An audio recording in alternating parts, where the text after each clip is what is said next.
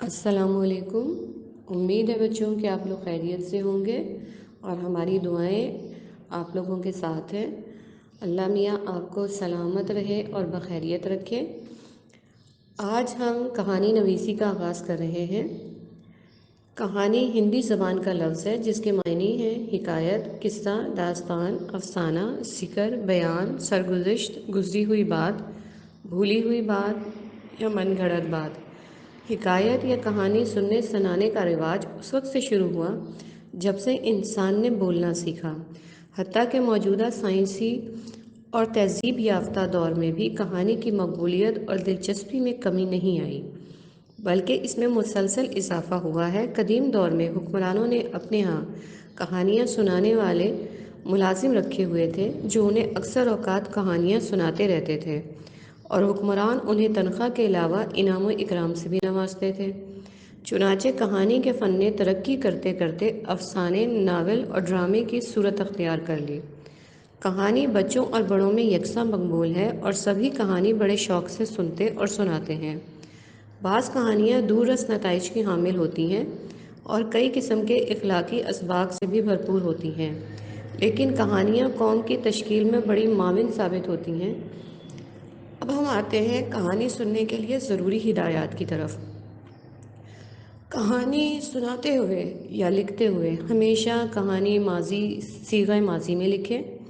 Number 2، کہانی کی زبان سادہ اور روزمرہ کے مطابق ہونی چاہیے۔ نمبر 3، جملے سادہ اور مختصر لیکن زبان و بیان کی اغلاط سے پاک ہو۔ نمبر 4، واقعات کے درمیان ربط اور تسلسل ہو۔ نمبر 5، کہانی مناسب طوالت کے پیراگراف کی شکل میں لکھی جائے۔ نمبر 6، کہانی کا انداز بیاں ایسا ہو کہ حقیقت کا رنگ نظر آئے۔ نمبر 7، کہانی کم از کم ایک یا زیادہ سے زیادہ 2 صفحات پر مشتمل ہو۔ نمبر 8، خوش خطی کا خیال رکھیں تاکہ تحریر میں الفاظ پڑھے جا سکیں۔ جی بچوں، اب ہم آتے ہیں اپنی کہانی کی طرف۔ کہانی کا عنوان ہے کوے کا انتقام۔ ایک دفعہ کا ذکر ہے کہ کووں کا ایک جوڑا کسی جنگل میں ایک درخت پر رہتا تھا۔ جنگل میں ہر طرح کے جاندار تھے۔ جس درخت پر کووں کا گھونسلہ تھا اس کی جڑ میں ایک سانپ بھی رہتا تھا۔ وہ سانپ بہت زہریلا تھا اور بہت بڑا بھی، اس لیے اکثر و بیشتر دیگر چھوٹے جانداروں کو تنگ کرتا رہتا تھا۔ تمام چھوٹے جاندار اس سے بہت تنگ تھے کیونکہ وہ ہر کسی کو اپنی خوراک بنانے کی فکر میں رہتا تھا، حتیٰ کہ وہ اپنی برادری یعنی چھوٹے سانپوں کو بھی معاف نہ کرتا اور انہیں بھی ہڑپ کر جاتا۔ کووں کے گھونسلوں میں انڈوں سے جب ننھے ننھے بچے نکلے تو وہ بہت خوش تھے۔ نر کوا اس خوشی میں پھولے نہیں سما رہا تھا، لیکن مادہ کو اچانک پریشان ہو گئی۔ نر کوے نے اس سے اچانک پریشانی کی وجہ پوچھی تو اس نے کہا، کیوں نہ ہم یہ درخت چھوڑ دیں اور کسی دوسرے درخت پر اپنا گھونسلہ بنا لیں۔ نر کوے نے کہا، وہ کیوں؟ مادہ کوے نے ٹھنڈی آہ بھرتے ہوئے جواب دیا، کیا تمہیں نہیں معلوم کہ اس درخت کی جڑ میں وہ زہریلا سانپ ہے جو ہر کسی کو اپنی خوراک بنانے کی فکر میں رہتا ہے؟ کوے نے اسے تسلی دیتی ہوئی کہا کہ تم اطمینان رکھو، ہمارا گھونسلہ بہت اونچی شاخ پہ ہے، سانپ یہاں تک نہیں پہنچ پائے گا۔ لیکن مادہ کوا ماں تھی، اسے تسلی نہیں ہو رہی تھی اور وہ درخت چھوڑنے پر بار بار اصرار کر رہی تھی۔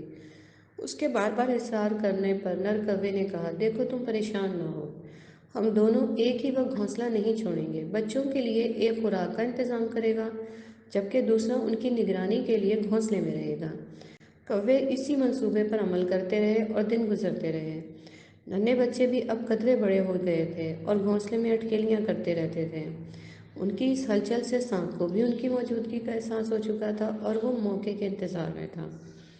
چند دن سکون میں گزرنے کی وجہ سے کوے بھی اطمینان میں تھے کہ اب ان کے بچوں کو خطرہ نہیں ہے، اس لیے ایک دن وہ بچوں کو تنہا چھوڑ کر دونوں ہی خوراک کی تلاش میں نکل گئے۔